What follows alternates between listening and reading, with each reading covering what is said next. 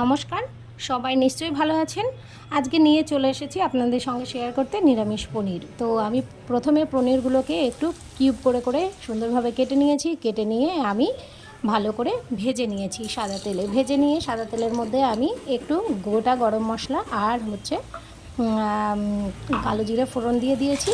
আর আমি একটা পেস্ট করে নিয়েছিলাম, সেটা হচ্ছে কাজু বাদাম, কাঁচা লঙ্কা, টমেটো।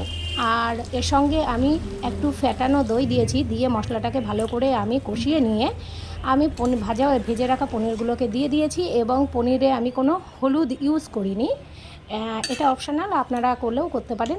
আর দিয়ে দিয়েছি একটু কাশ্মীরি লঙ্কার গুঁড়ো, স্বাদ অনুযায়ী লবণ এবং একটু চিনি।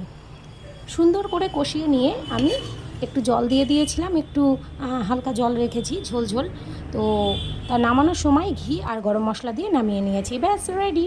তো এই ধরনের পনিরের তরকারি একদম নিরামিষভাবে করে যদি পরোটা, রুটি বা ফ্রায়েড রাইস বা ভাতের সঙ্গেও খাওয়া যায় তো দারুণ, বাচ্চারাও খাবে, বড়রাও খাবে।